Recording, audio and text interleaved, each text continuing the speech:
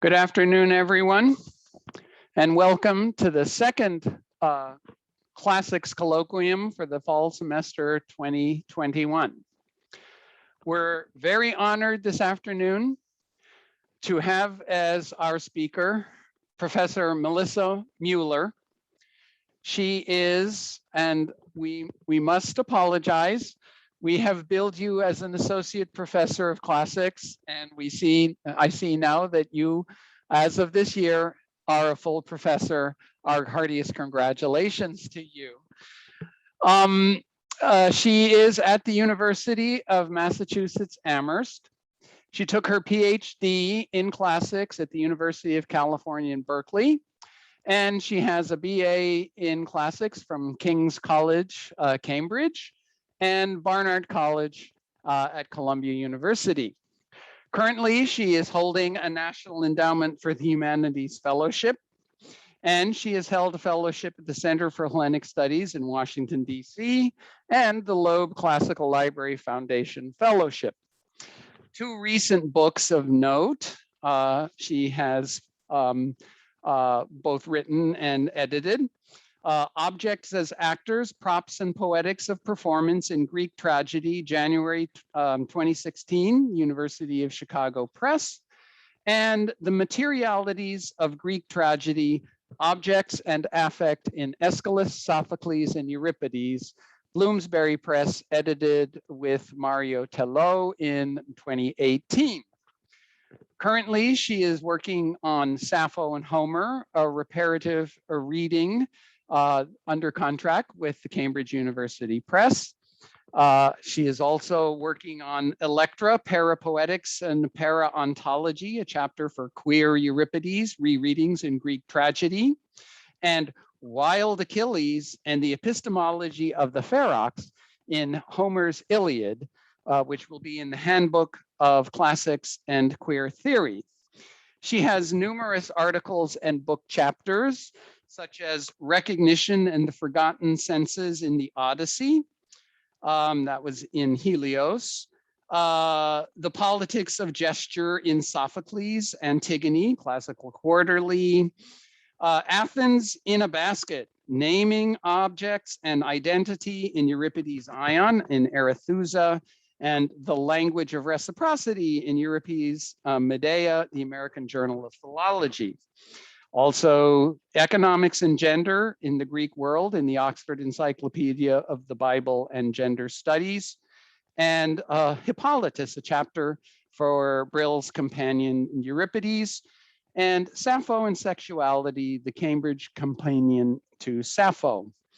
This afternoon, she will be speaking to us on In the Bardo with Tithonos, Reading Sappho with Homer and Eve Sedgwick. Please join me in welcoming Professor Mueller.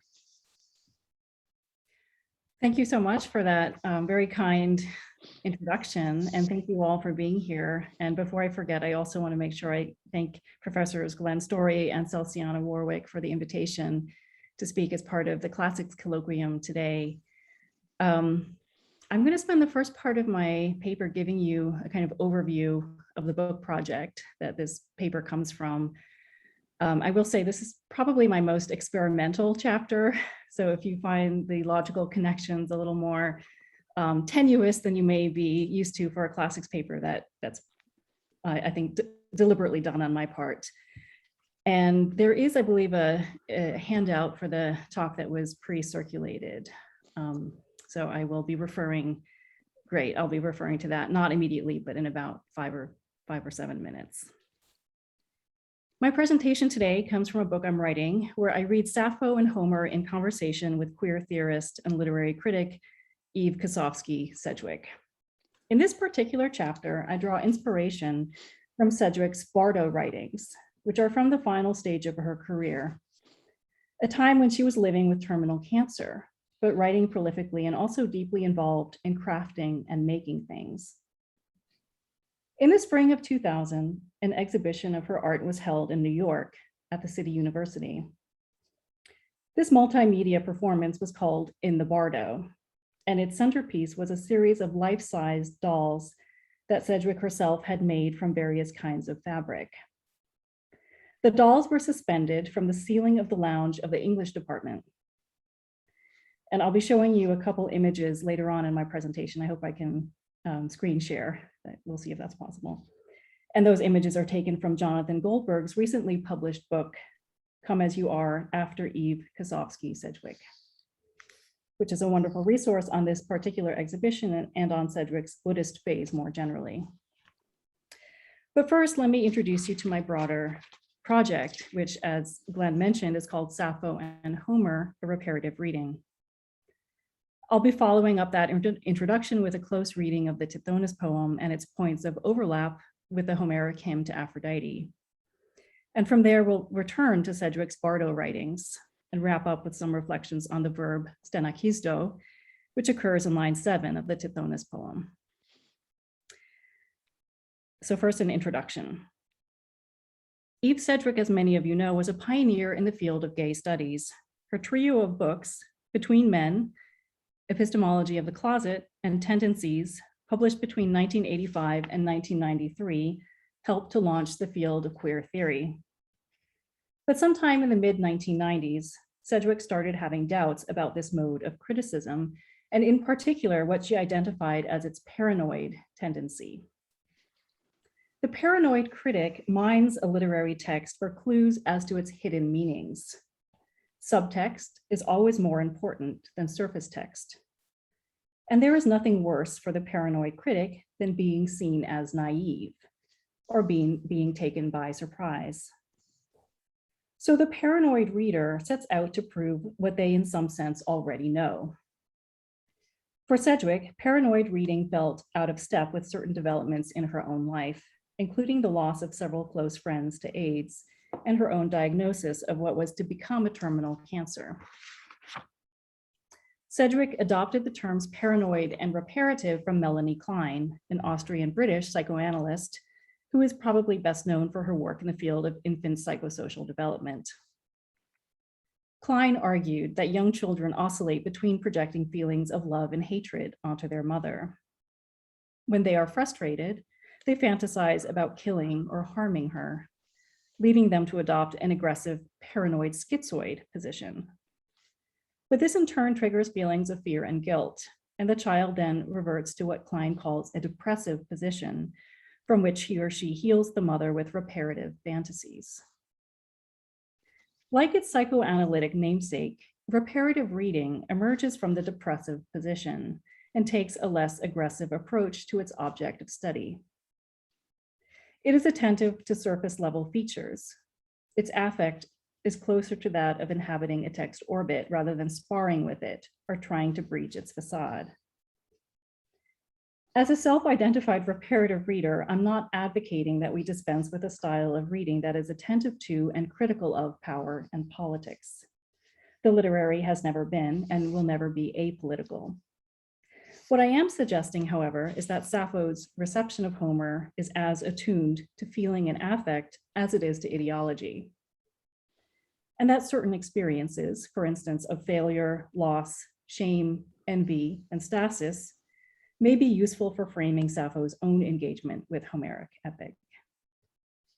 In recent years, paranoid, or what is sometimes referred to as symptomatic reading, has come to be viewed as nearly synonymous with standard practices of literary criticism. As Rita Felsky observes, critique presents itself as the only viable form of intellectual work. Critique promises, in Felsky's words, and I quote from her, the engrossing pleasure of a game-like sparring with the text, in which critics deploy inventive skills and innovative strategies to test their wits, best their opponents, and become sharper, shrewder, and more sophisticated players, end of quote. Indeed, we might see in Felsky's description a familiar picture of the agonistic relationship scholars have often assumed underpins Sappho's responses to Homer. In my own readings, I don't dispense with critique, but I try to be attentive to its paranoid critical moves, which, because of my training in classics, have become almost second nature. I question myself whenever I assume that Sappho is being competitive with Homer or with the Homeric tradition, or that she rejects something simply because it is related to war and the world of military epic. And I remain skeptical of the idea that the primary objective for Sappho, when she incorporates Homeric themes and language into her lyrics, is to elevate her own subject matter or to project poetic authority. I'm more interested in how Sappho recuperates epic's minor episodes, its ugly feelings and queer characters. How, for example, she takes seriously Aphrodite's wounding in Book 5 of the Iliad, and how she holds up Paris, the least warlike of epic heroes, as a paragon of beauty and grace. As I argue in one of the chapters of my book, Paris may actually be the model for Sappho's Anactoria in fragment 16. I'm also interested in how Sappho foregrounds family and kinship ties that hardly feature at all in epic. How her lyrics carve out a space for mothers and daughters, brothers and sisters, as opposed to the focus on the heterosexual family unit that we find foregrounded in the Odyssey and to a lesser extent in the Iliad. And I'm interested also in how lesbian desire takes center stage in many of Sappho's fragments. Although nominally heterosexual, the relationship between Dawn and Tithonos might also be described as queer because of its non-future oriented temporality. Their relationship does not progress through the standard heteronormative timeline of marriage, children, old age, and death. Instead, we have a goddess in love with a once mortal man who ages but does not die.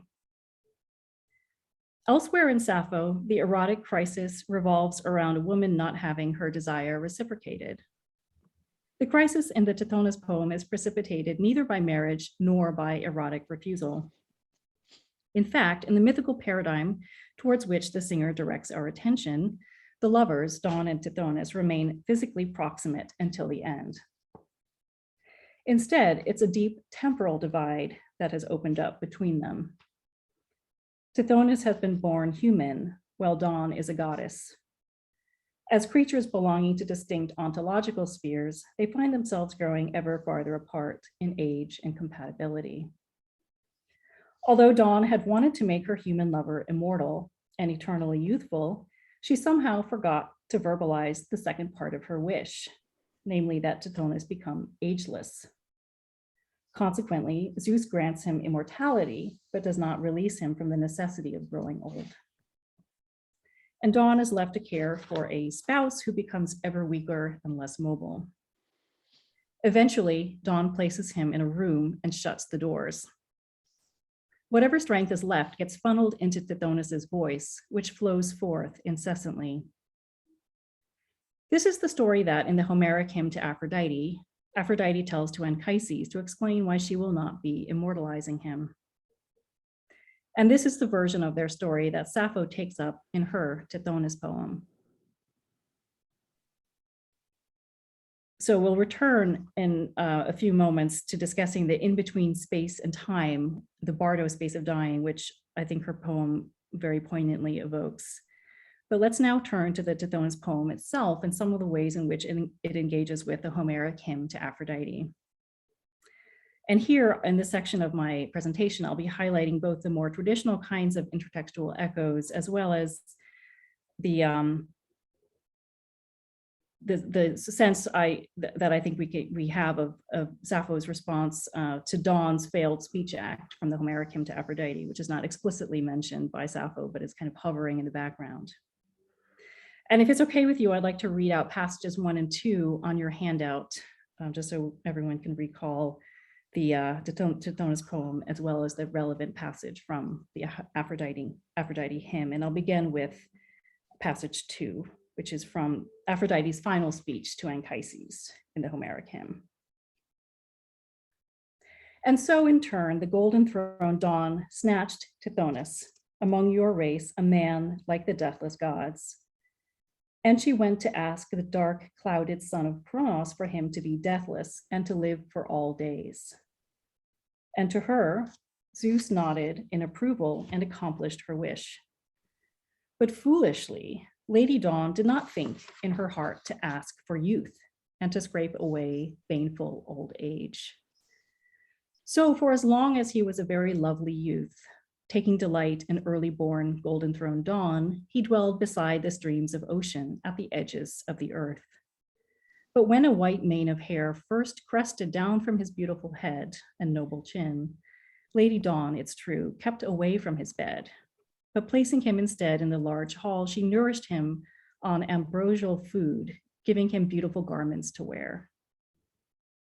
But when hateful old age thoroughly weighed him down, and he was no longer able to move his limbs nor to lift himself up, at that point, the following plan appeared best to her. She set him in a chamber, and she closed the shining doors. But it's true that his voice flows unspeakably loud, ospetos, even though the strength in his nimble limbs is not at all what it used to be. So that's from the Homeric hymn to Aphrodite. For the Tithonos poem, I printed the 12-line version, which many scholars now believe is a complete poem in itself. These lines were supplemented when the Cologne Sappho fragments were discovered in 2004. And the lines 11 through, they correspond to lines 11 through 22 of fragment 58 of both Lobel and Page's, as well as Voigt's Sappho editions. So there are some scholars who still think of 11 through 22 as being continued on in 4 more verses, but for the purposes of this talk, we're going to consider 11 through 22, the part that I put on your handout as a complete poem.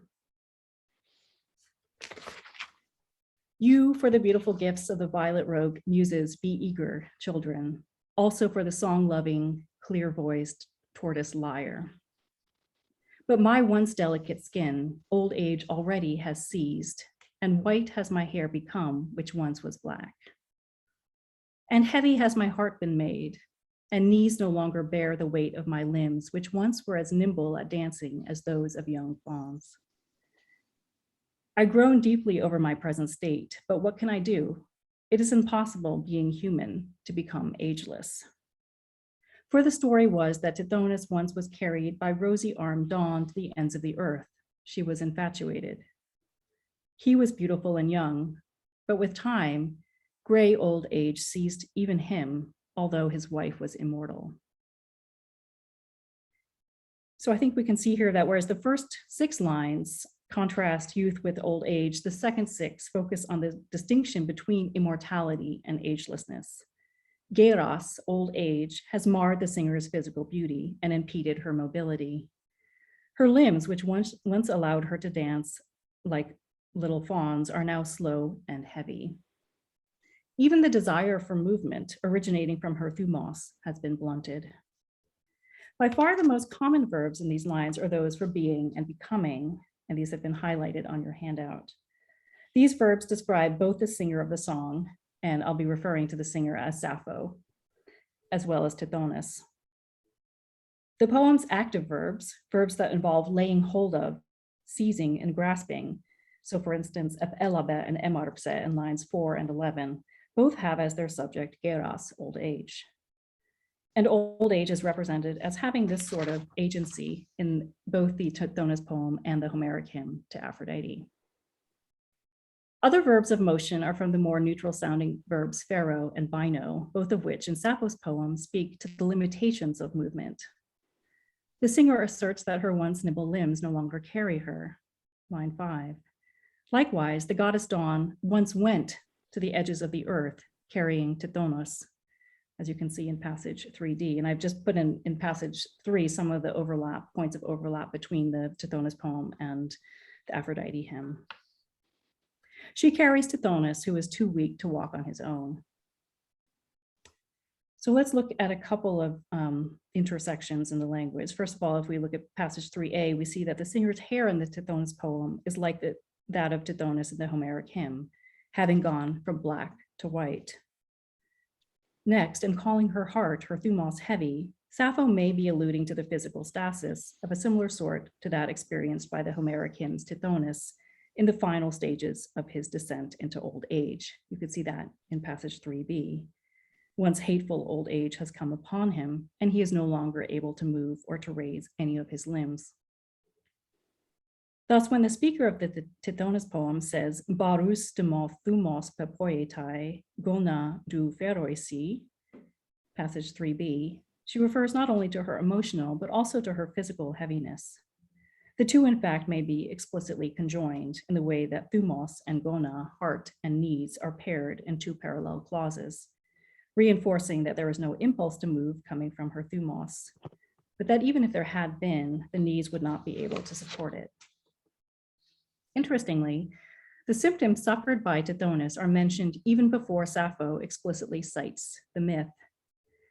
It's almost as if her own physical condition summons up the plight of the mythical Tithonos, as if her body here were cueing her voice, even as her voice already bewails her present condition.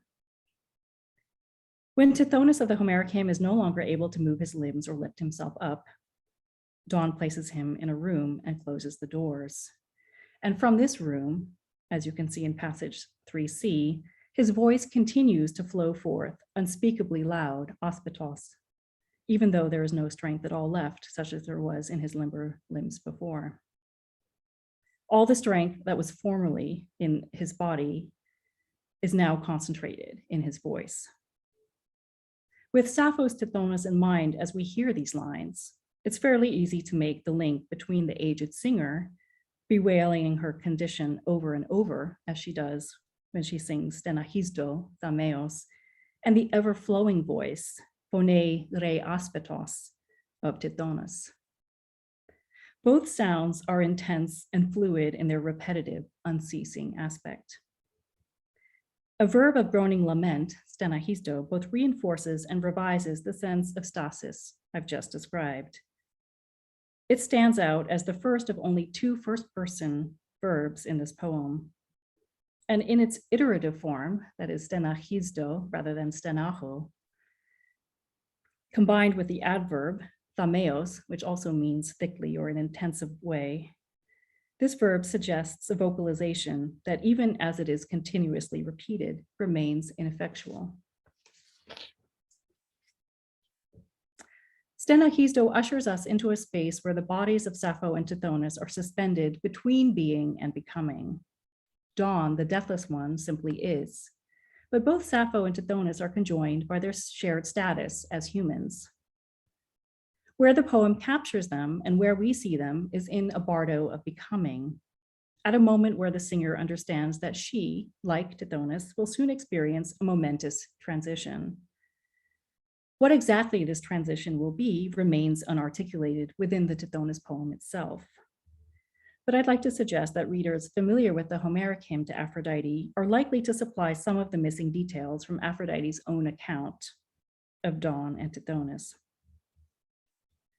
So to return briefly to passage 2, we see that when Ganymede ascends to the realm of the gods, having successfully completed the transition from being an aging human to an ageless immortal,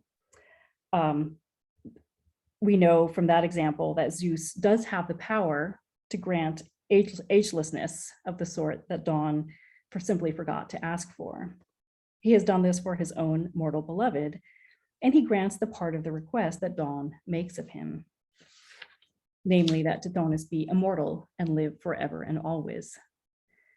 The desired effect of Dawn's words is achieved as soon as Zeus nods his head in line 222. But at the heart of this parable is the performative speech act that has not been uttered, and the youth, the hebane, that is not granted because Dawn, being foolish, Napier, simply failed to request it. This failure, I suggest, haunts the Tithonos poem.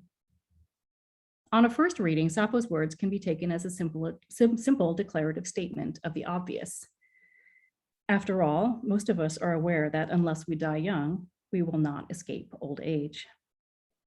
But the context provided by the Tithonos myth orients us towards the cosmic import of the poet's words. Sappho's declaration at line 8 that it's not possible for one who is mortal to become ageless calls to mind, I'd like to suggest, the unspoken and in this sense failed performative from the Homeric hymn to Aphrodite. In the Tithonos poem, ageira on aging at the beginning of line 8 is in an emphatic position. signaling that the impossibility for humans falls on the side of agelessness rather than immortality. For this reason, we're invited to think of Tithonos as opposed, for example, to Ganymede or Anchises. Of all the mortals who have had erotic entanglements with the gods, Tithonos is the only one who escapes death, yet fails to attain agelessness. He has become, towards the end of his human life, more like an infant than a lover. In the Homeric hymn, Dawn wraps him in fine fabrics and tries to nurse him back to health with ambrosia. The asymmetry of their individual relationships to time and to one another amplifies our sense of the off-kilter quality of their romance. Tithonos is in fact the last human to have been immortalized because of a sexual relationship with a divinity. It is because of him that Aphrodite refrains from seeking immortality for her own mortal lover. Better, she believes, for Anchises to die a normal human death than to be forever caught in the in-between. She forgoes immortalizing her mortal lover because she understands the broader consequences of Dawn's failure. Tithonos' suspension in between the states of life and death is, in this sense, reminiscent of the Bardo of Dying, as Eve Sedgwick conceived of it. The Tithonos poem is a lament over the loss not only of youth, but also of the state of unknowingness that precedes the realization of death. The innocent illusion that you might live forever is shattered the moment you receive the diagnosis of a terminal illness, or when in extreme old age, you feel that death can no longer be put off. So let's turn now to Sedgwick's Bardo. From the Tibetan bar, meaning in between, and do, meaning suspended, Bardo refers to that liminal period that in Buddhist belief occurs between death and rebirth. Sedgwick adapts this sense of Bardo to what she calls the Bardo of Dying. It's her way of thinking about the liminal space occupied by the terminally ill. In theorizing the Bardo of Dying, Sedgwick turned not only to scholarly works and translations of, for example, the Tibetan Book of the Dead, but also to her own practice of crafting. Collaging, textiles, and fiber arts gave her a refuge from the perfectionist self-critique that she describes as an ever-present component of her academic writing, and also gave her a new medium for exploring Buddhism. Sedgwick herself was aware of her outsider role and the attendant risks of cultural appropriation. She makes no claims to having any sort of scholarly training in Eastern religious traditions. In Touching Feeling, her 2003 book, she writes that her present chapter, describing her interest in Buddhism, she writes that her present chapter reflects a non-specialist educator's 5-year engagement with English language Buddhist literature, ranging from mass market to scholarly. At one point, she created a number of life-size dolls out of fabrics of different textures, styles, and colors.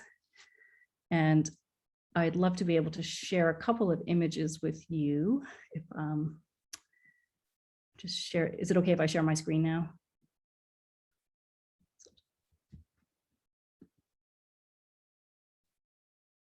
All right, can you see the image here with Eve Sedgwick in the foreground and some of the fabric dolls hanging in the background?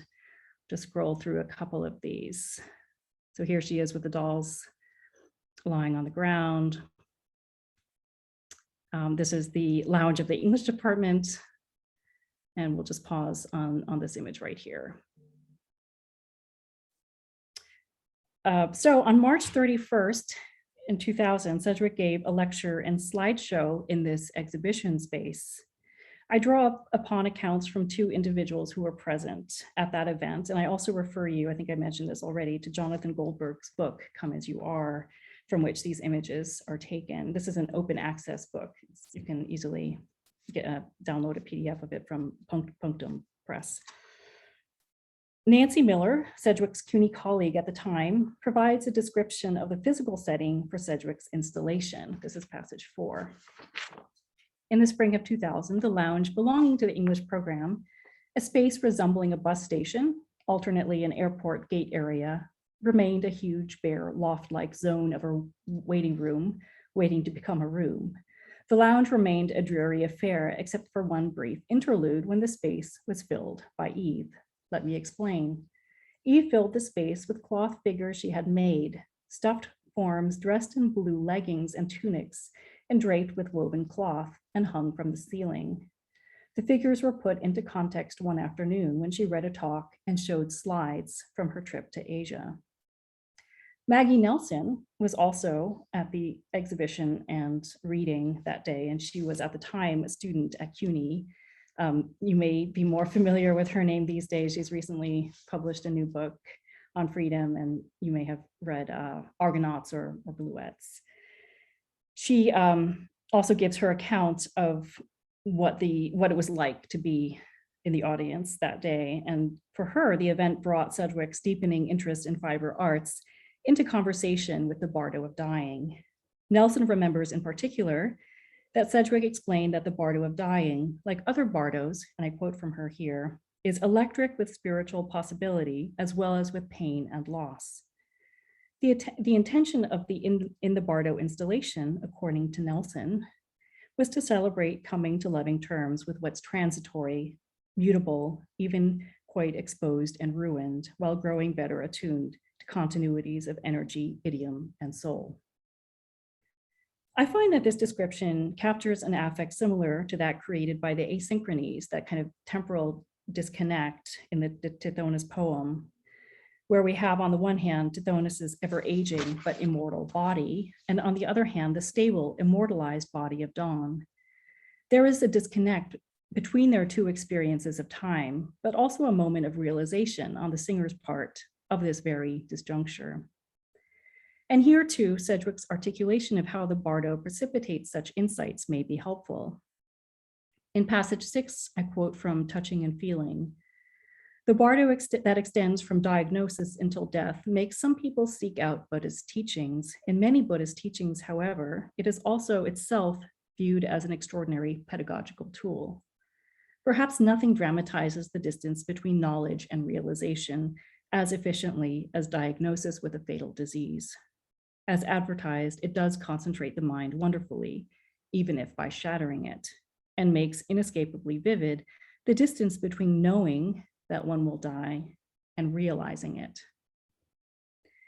Experiencing imminent death as a personal revelation is different from simply knowing that mortality is a fact of human life. The Tithonos poem might be said to express the moment of the singer's realization of what formerly she only knew death to be.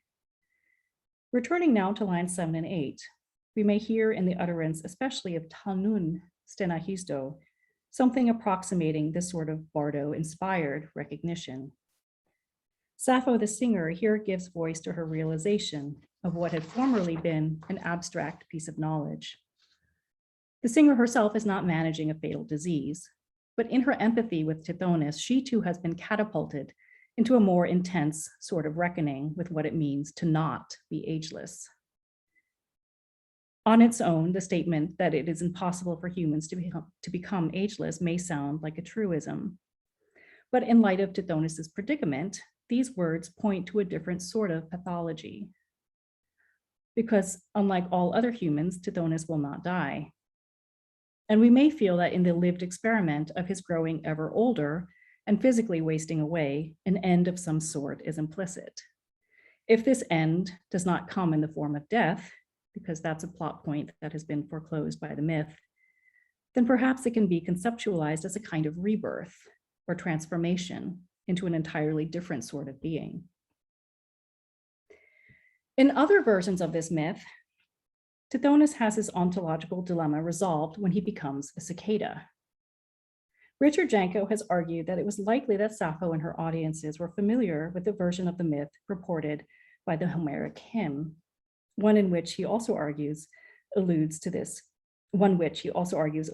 eventual metamorphosis into cicada form. And just to be clear, there is no explicit allusion to the transformation into a cicada, but as I'll try to explain, Janko connects the focus on the intensity of Tithonos's voice with the myth of the cicada.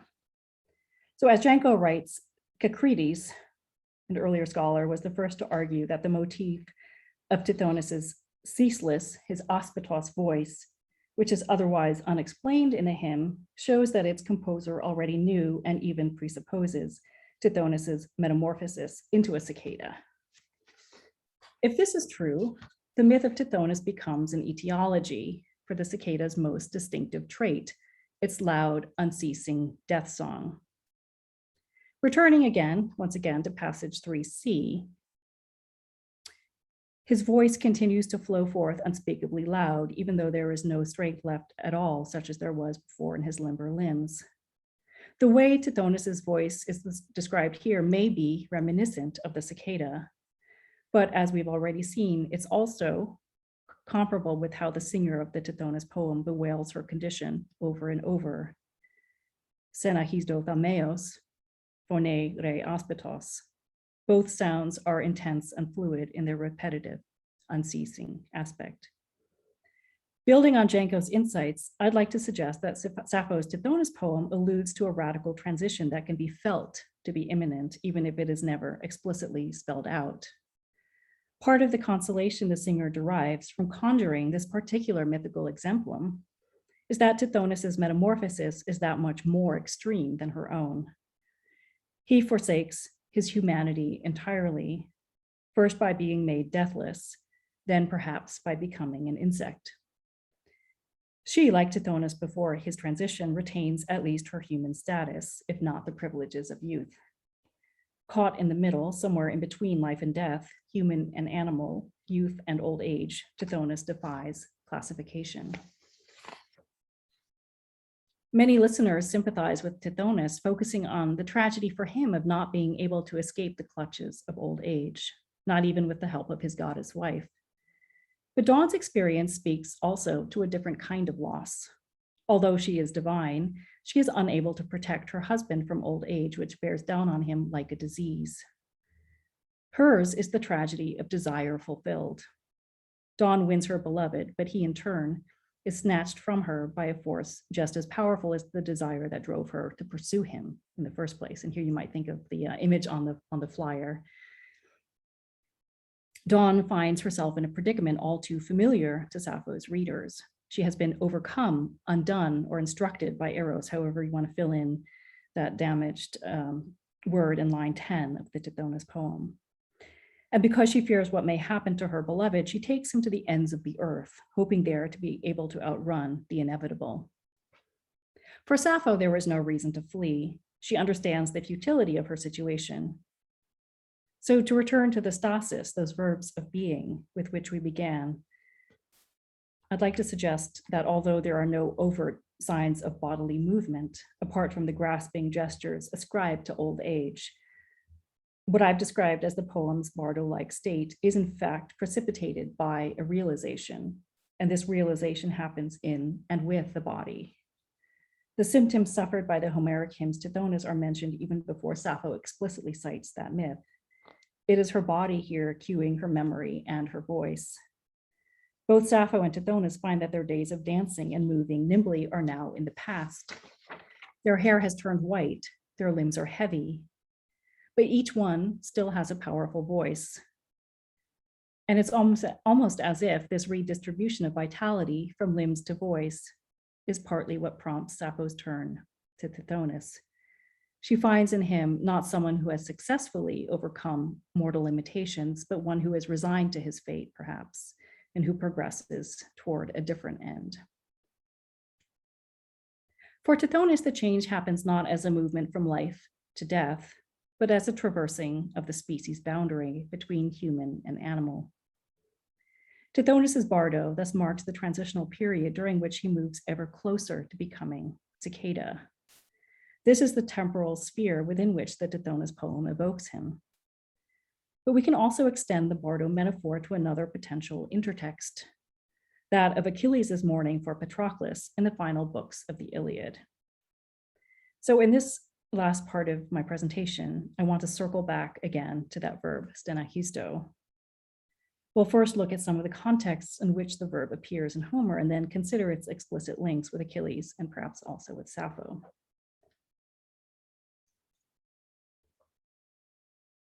Twice in the Iliad, στεναχίσδω describes the sound of Gaia groaning beneath the weight of men, seating themselves for an assembly. And you can see this in passages 7a and 7b, or beneath the feet of running soldiers. The same phrase is used in each instance, hupo de στεναχίσδω Gaia. In another context, the same verb captures the wailing noise made by Circe's dwelling in passage 7c. It echoes back at Odysseus's men the sound of their own cries.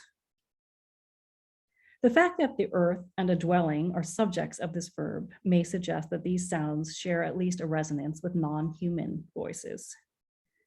In dwelling on the sonic quality of Sappho's lament, I hope to draw attention to the unexpectedness also of στεναχίσδω in this context. The fluidity in the voice of the Homeric hymns Tithonos is suggestive of a river, a feature of the natural world. Sappho's lament too might be construed as something more or less than human. In its Homeric appearances, when it does not capture the echoing of a dwelling or the groaning of the earth, the verb is used exclusively of men, and not just any men, but the leading heroes of the two major epics. In the Iliad, the iterative form of στενάχω is used of Achilles when he is at his most intense mourning for Patroclus. In Book 19, passage 8a, the elderly Achaeans encourage him to eat, but Achilles refuses, wailing all the while, ho derneto στεναχίσδων. A few lines later, he explains that it is impossible for him to take nourishment when terrible grief comes upon him. The echoing of grief, of achos, with the middle syllable of στεναχίσδω, may even hint at that in its aural components, this verb of extreme lament and Sappho wraps itself around the grief that it expresses, the achos that is built into the very name of Achilleos. The intensity of his mourning is, if anything, amplified in Book 23. This is where Achilles lays 4 horses on Patroclus's funeral pyre and crawls alongside it as the body of his beloved goes up in flames. Loud wailing accompanies both of these gestures, 8b and 8c. Oh, sorry, I should actually stop screen share. I'm sorry about that. This is the outer limit of human grief as it can be captured in language or as a recognizable sound with verbal expression. Elsewhere in Homer, στεναχίσδω is used of internalized grief or as a synonym for intense suffering. There are several instances of this verb in the Odyssey, where Odysseus is either the subject of the wailing or its object. But its appearance in Sappho's lyrics is unexpected, to say the least. The dissonance generated by this verb comes from the fact that it is typically used of the male voice in epic. This same sound in a lyric song about the loss of a woman's strength and vitality draws attention to itself. The verb στεναχίσδω is, in a sense, already queered in the Iliad, thanks to its frequent application to Achilles in his grief over Patroclus's death. Would Sappho's listeners have made the association with Achilles when they heard their singer utter στεναχίσδω? And if so, what are we to make of that? Achilles' cries of grief clearly come from another time, place, and genre. Imported into Sappho's verse, στεναχίσδω acts as a sort of portal carrying us back to his unquenchable grief, even as within the Tithonos poem, it launches forward into the veiled romance of Dawn and Tithonos. It's worth noting also that, like Tithonos, both Patroclus and Achilles occupy their own Bardo spaces.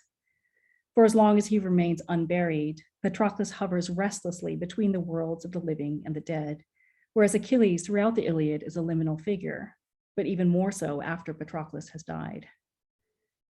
Within the Iliad, στεναχίσδω can be heard as a paranoid cry from the heart. Issuing from Achilles, this groaning sound expresses his resistance to and utter rejection of the world which has deprived him of his beloved. Sedgwick writes that, and I quote, "The paranoid schizoid position, marked by hatred, envy, and anxiety, is a position of terrible alertness to the dangers posed by the hateful and envious part objects that one defensively projects into the world around one, end of quote.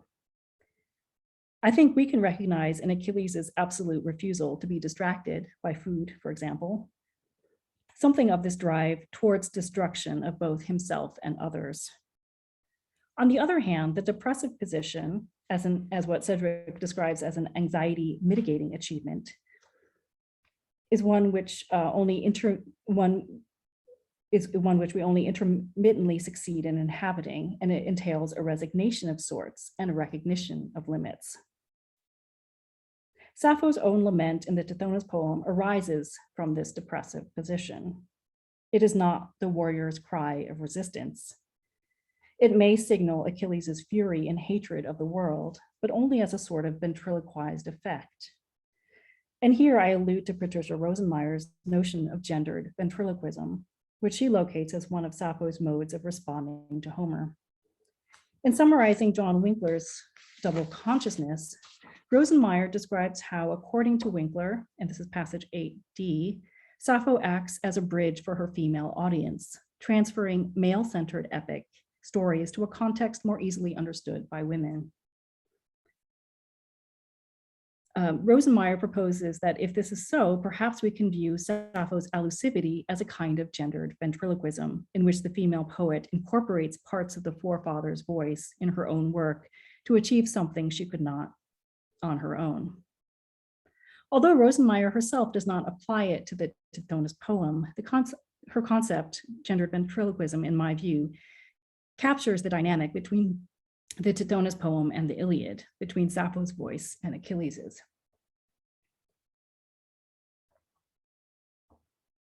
Even as she channels Achilles' grief, Sappho's own song is sung in a different register. It expresses through the story of Dawn and Tithonos, the aging woman's acceptance of the hand she has been dealt. The singer, unlike Achilles, accepts her mortal limitations. In her ventriloquizing of Homer's Achilles, then, Sappho recalls the warrior's inconsolable grief.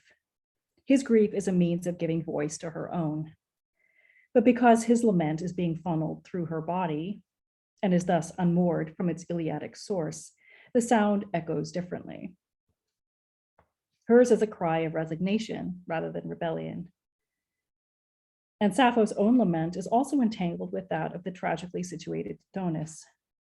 Her lament traverses his liminal space, taking us from one genre to the other, across the species boundary and very nearly into the unknown, which awaits all who are born mortal. We, as listeners and readers of this song, bear witness to their imminent transitions.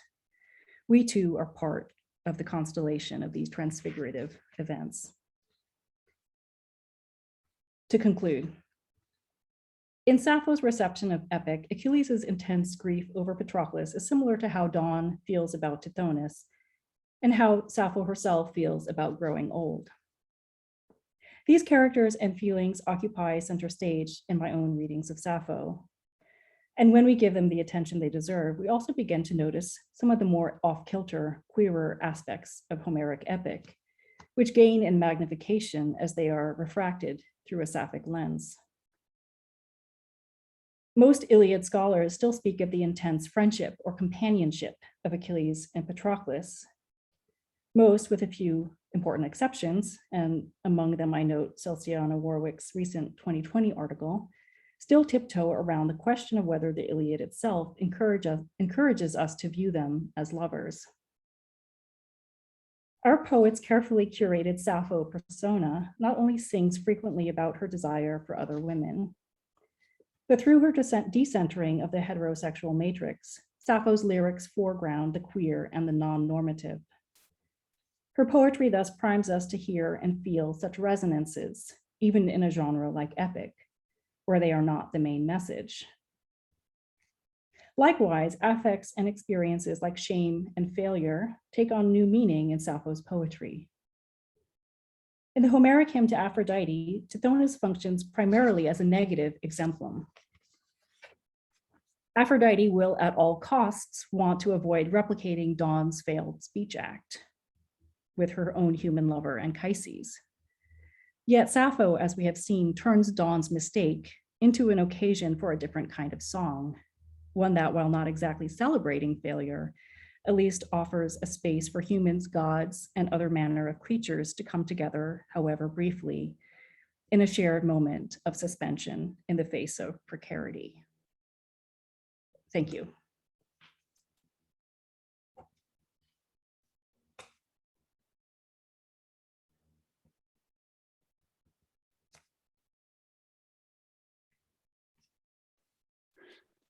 I guess we have time, plenty of time for questions. Thank you very much for that fascinating presentation. And I will open it up for people to ask questions.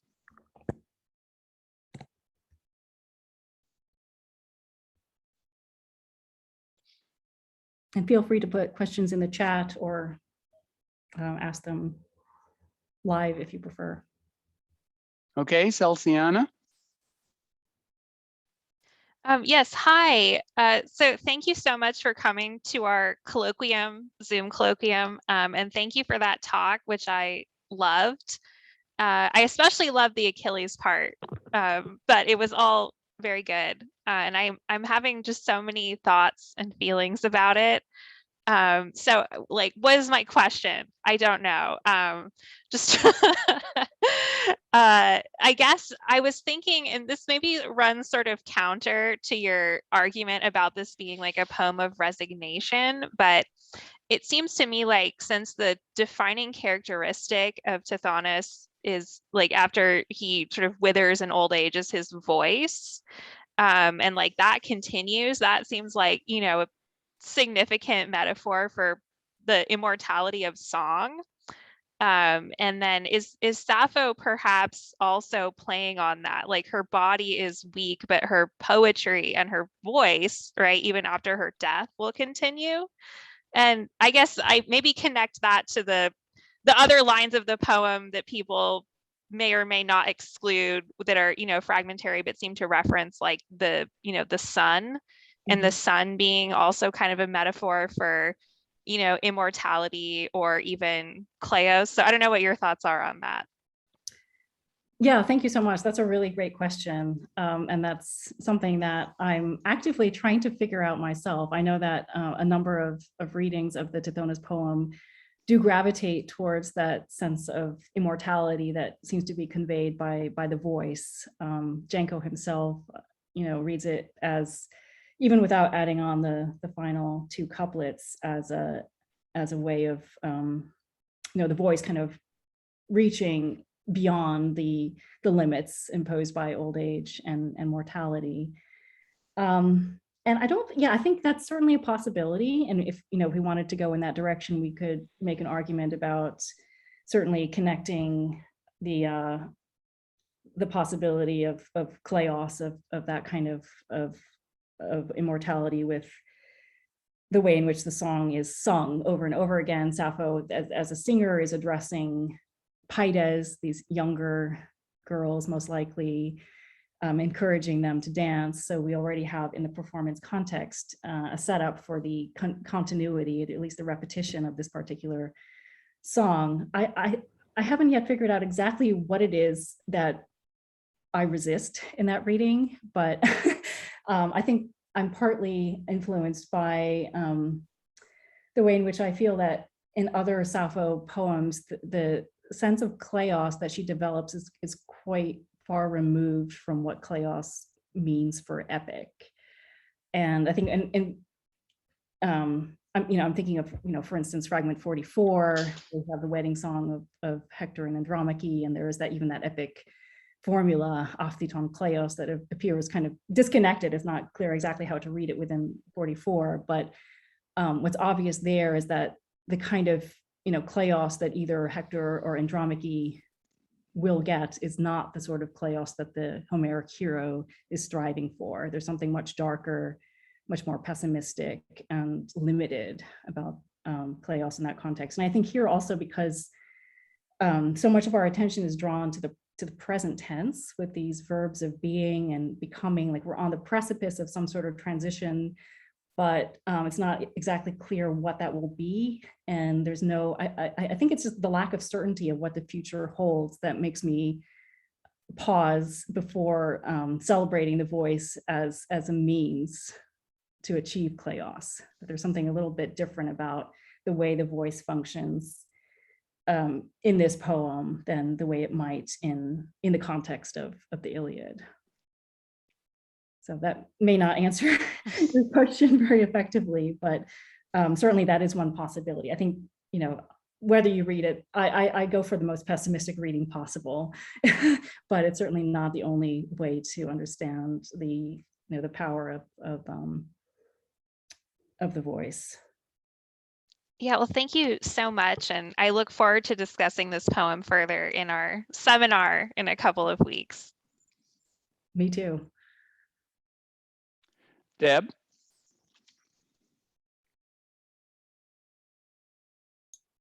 Hey, thank you so much for this talk. It was just fabulous. I can see why Celsiana invited you for sure. There's just so many elements here that I absolutely love.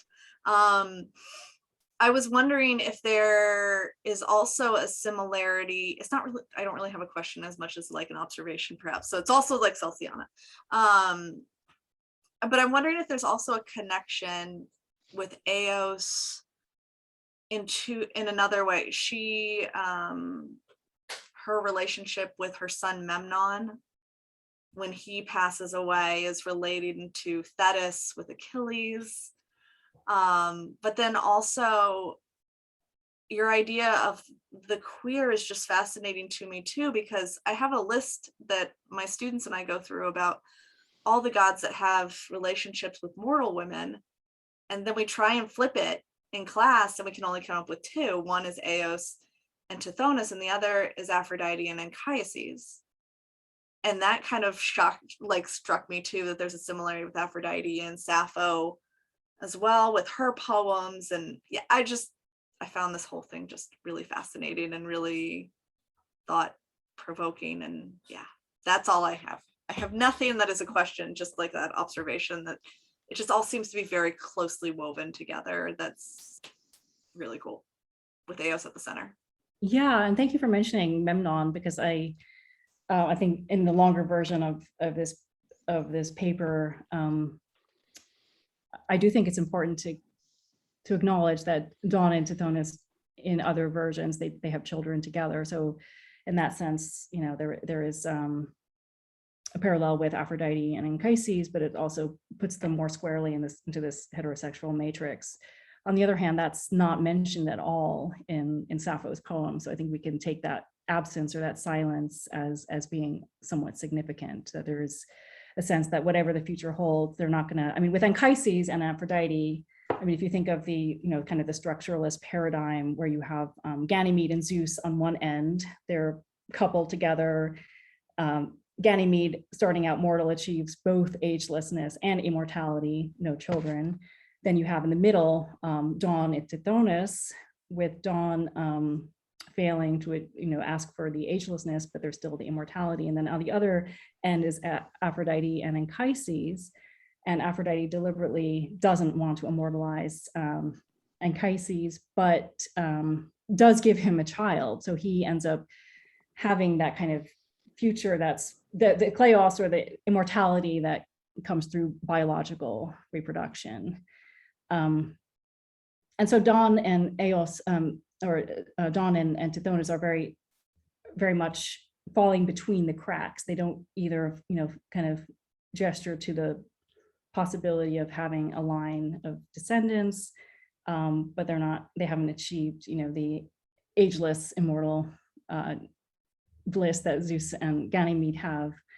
And so that's where I see them as being also speaking to some of the, where I see this, the queerness coming in as taking us outside of sort of what Lee Edelman would say, would call reproductive futurism. This idea that, either if you're not part of that whole mechanism of creating the next generation, then you're sort of on the outside. But yes, I think there's a lot more one could do with the and maybe Celsiana would be able to speak to this much better than I can, but with the suffering that the goddesses who do have offspring with mortals go through, thinking of Thetis with Achilles and Aphrodite in her own way. She's being, in that hymn, she's being punished by Zeus. This is her, this is the end of her ability to kind of mercilessly pair gods and mortals, and the end of the era when humans can possibly upgrade their status to become just like the gods. So this is a way of marking the end of that cosmic or cosmogonic era, but also showing us Aphrodite in a moment of weakness and humiliation, which is something I think Sappho also picks up on when she, if you go back to Sappho 1 and the relationship between that Aphrodite and the Aphrodite in Iliad 5. I think we can see Sappho as being particularly attuned to moments where goddesses or women in epic are experiencing shame. And then also like later it's Ovid, but it's still there, Calliope and Orpheus as well with the mourning. Yeah, it's just fascinating. Thank you so much for this talk. I really, really appreciate it. And I'm jealous about the group that gets to talk more with you about this in the seminar. So thank you.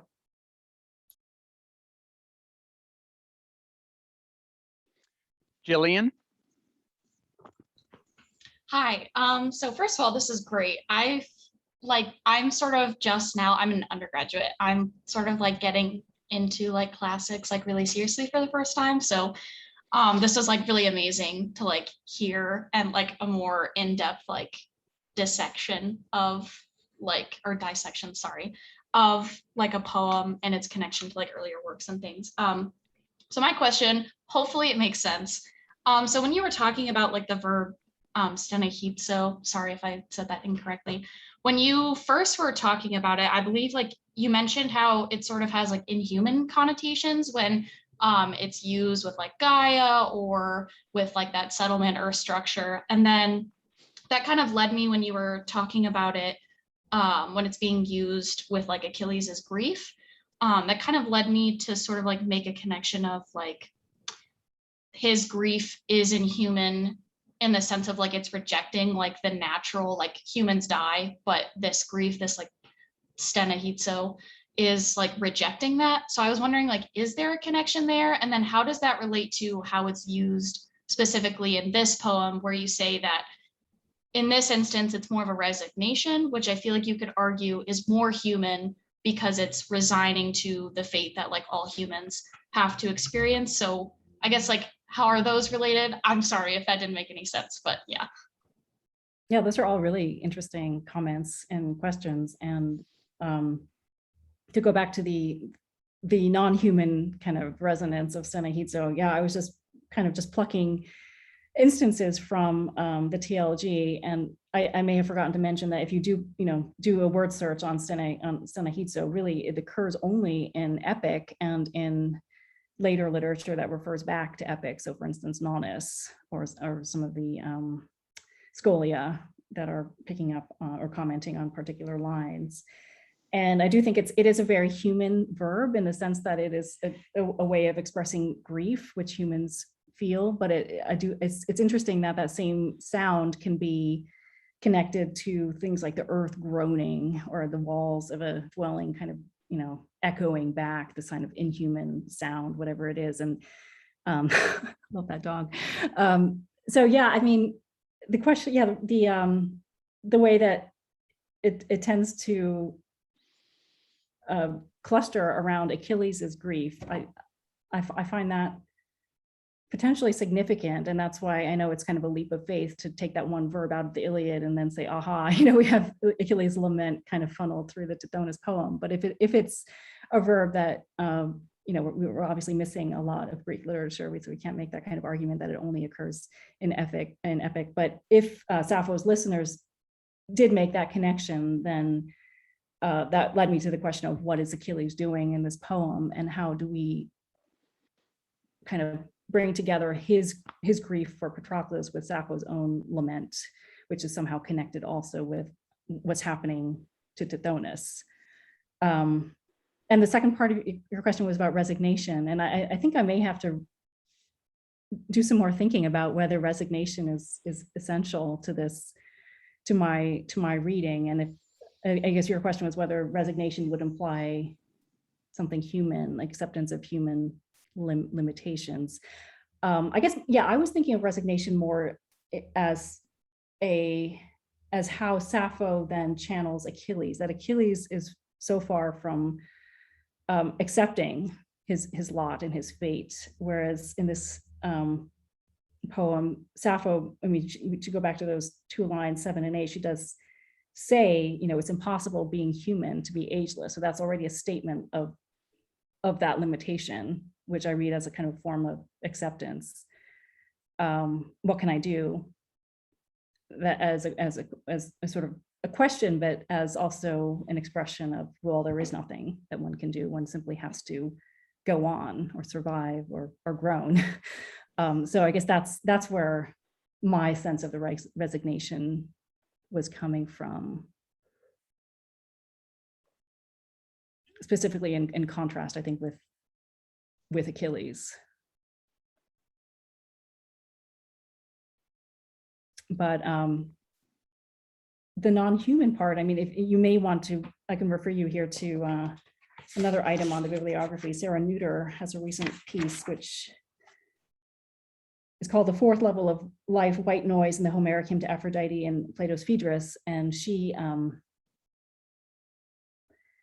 also focusing on sound, tries to make an interesting link between different types of life forms, not just human versus animal, you know, versus divine, as that's kind of structuralist triad that we're most familiar with. But she argues that in certain cases, and the Homeric Hymn to Aphrodite is an interesting instance of this, what's being emphasized is really the commonality between different life forms.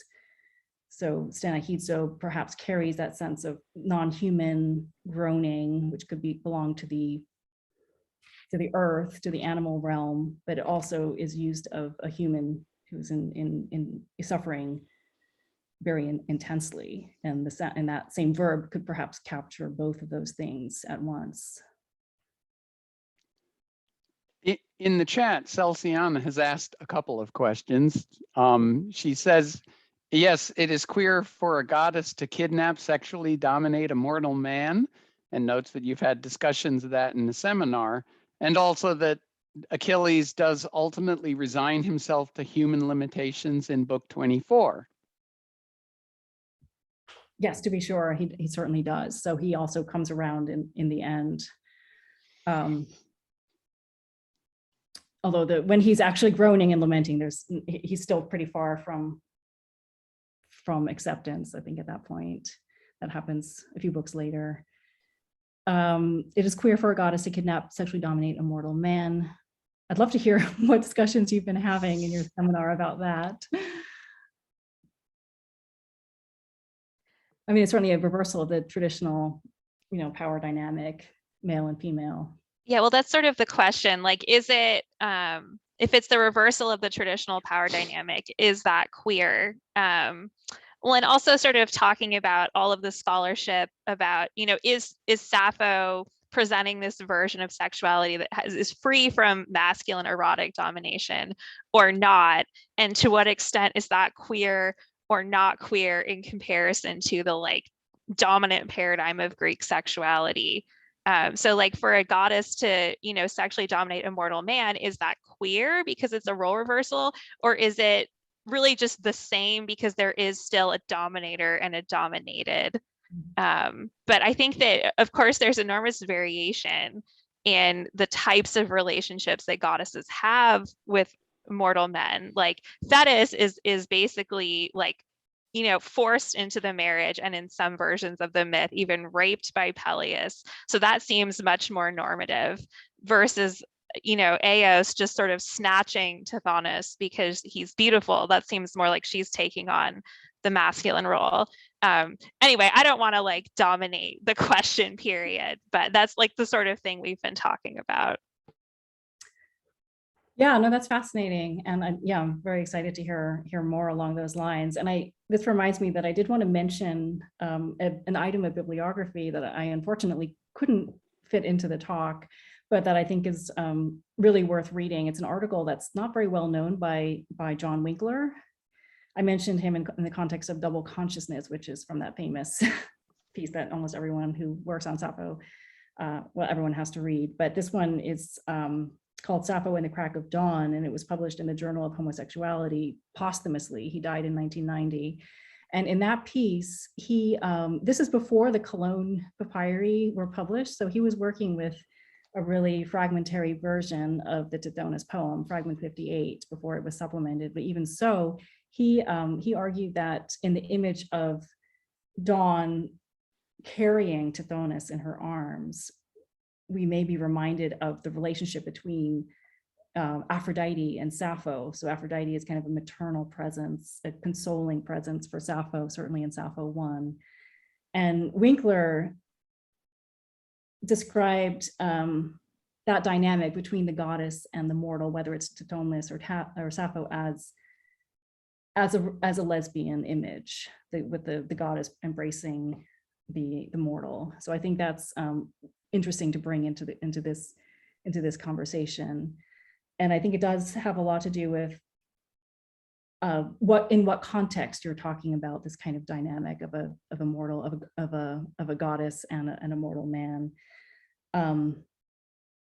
With that image again of Eos kind of running after Tithonus. They're the closest parallel we might think of is Zeus with Ganymede. So in that situation, yes, there's certainly something striking and from a Greek point of view, risky and abnormal about a female figure doing that to a male. So I would certainly say that's kind of marked as an image.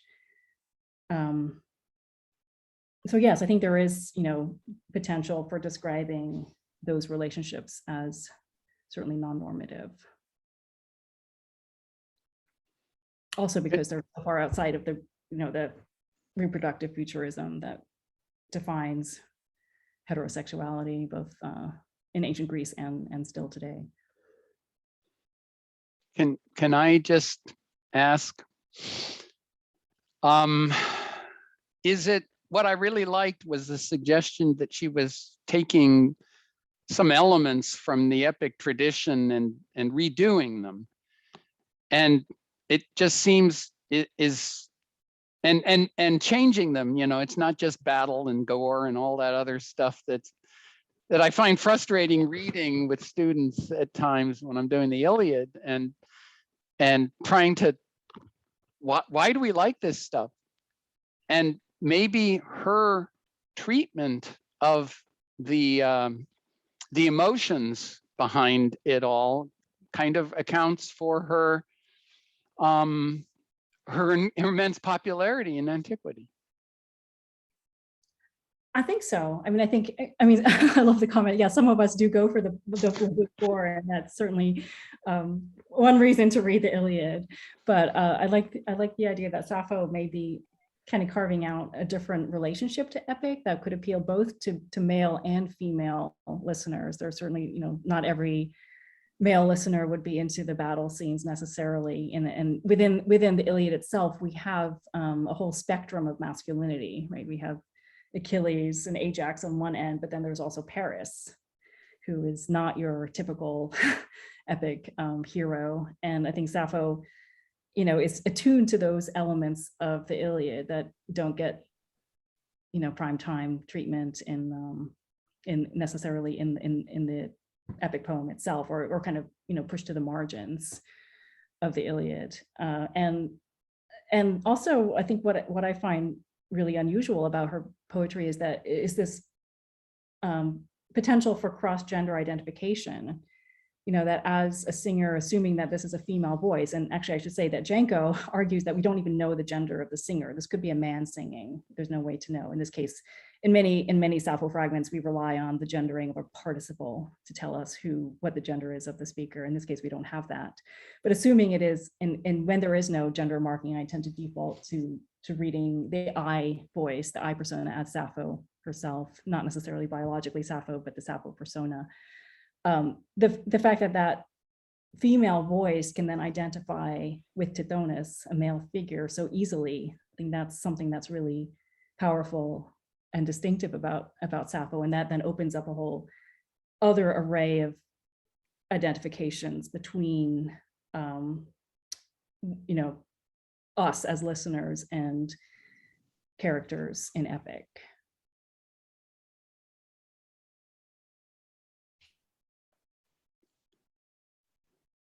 Well, if there are no further questions, we would just like to once again applaud you for your wonderful presentation and to thank you for taking the time to visit with us virtually. And I'll just say that we have one more colloquium. Professor Beth Severy Hoven from Macalester College will be speaking on November 16th at this time, 3:30 on Thursday afternoon, and it will be on Petronius. So we look forward to seeing everybody for that, and we thank our guest for her wonderful presentation today.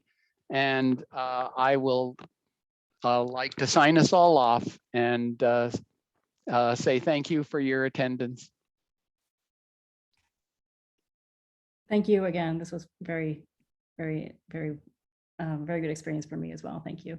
Great, thank you.